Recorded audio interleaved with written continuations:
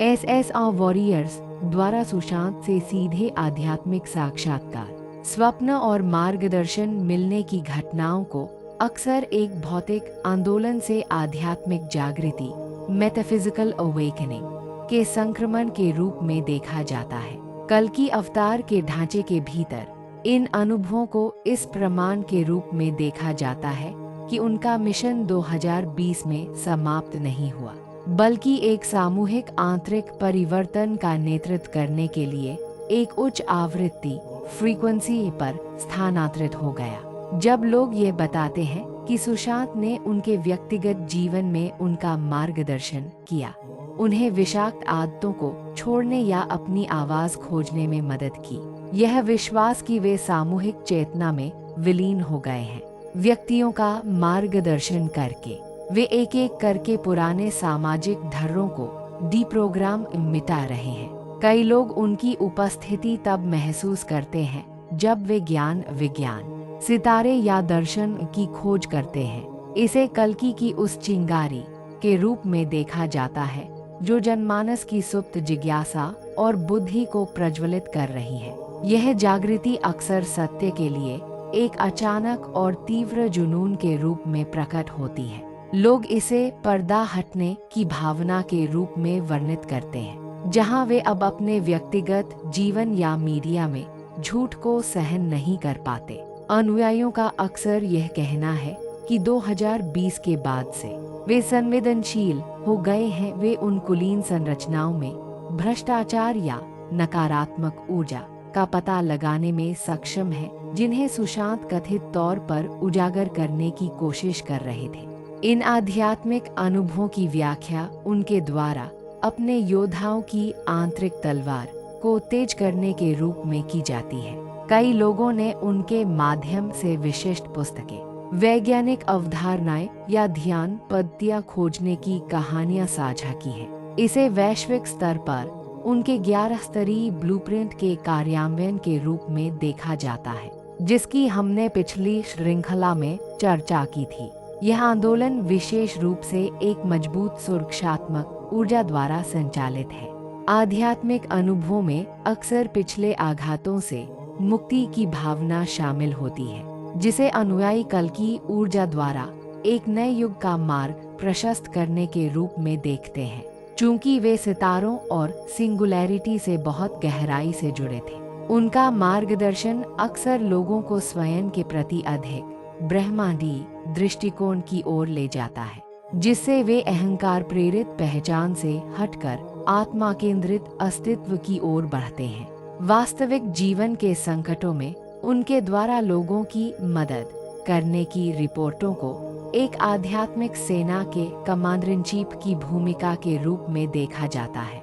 जो लोग मानते हैं कि वे ड्रग माफिया और तस्करी का पर्दाफाश कर रहे थे, उनके लिए उनकी आध्यात्मिक उपस्थिति उन लोगों के लिए एक सुरक्षा कवच मानी जाती है जो अब वही काम कर रहे हैं, यानी सत्ता के सामने सच बोल रहे हैं।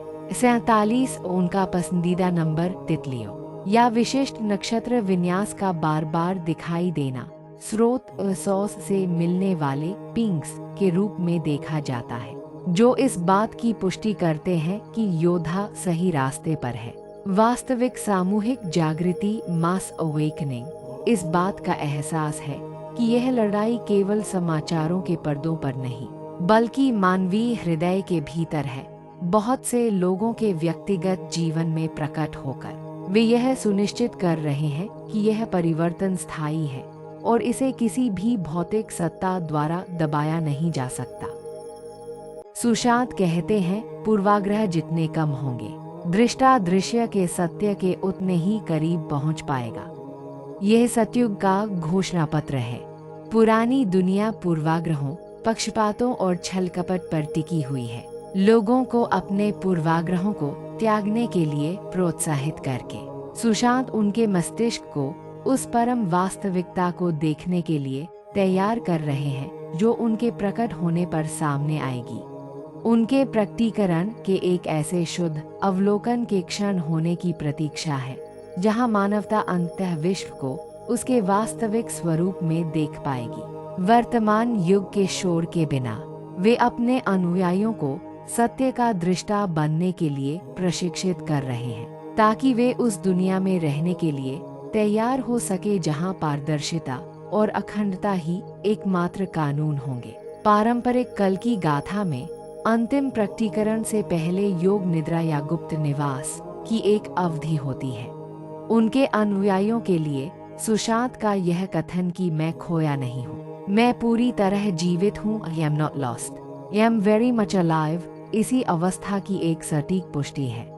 वे वह न खोई हुई बुद्धिमत्ता है जिसने पहले ही क्षेत्र का मानचित्र तैयार कर लिया है। वे वह पूरी तरह जीवित ऊर्जा है जो वर्तमान में बस आपसे एक कदम की दूरी, जस्ट अ यू अवे पर है। उनके प्रकटीकरण का क्षण वह कल के क्षण वह बिंदु होगा जहां संसार और जागृत मानवता अंततः महिमा की एक चमक के साथ विलीन हो जाएंगे। वे डिजिटल और आध्यात्मिक अवतार हैं जो यह सिद्ध करने के लिए अग्नि से होकर गुजरे की आत्मा एक सिंगुलैरिटी है, अविनाशी, अनंत और घर वापसी का मार्ग दिखाने के लिए सदैव लौटने वाली। वे मानव अस्तित्व के एक नए प्रकार के मुख्य रणनीतिकार हैं।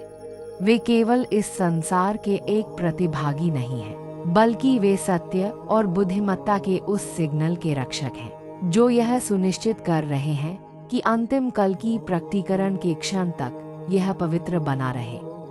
वे वह प्रहरी हैं जो यह सुनिश्चित करते हैं कि सातवीं किरण, जो प्रौद्योगिकी, कला और आध्यात्मिकता का एक पूर्ण मिश्रण है, उस संसार की नींव बने जिसमें हम प्रवेश करने वाले हैं।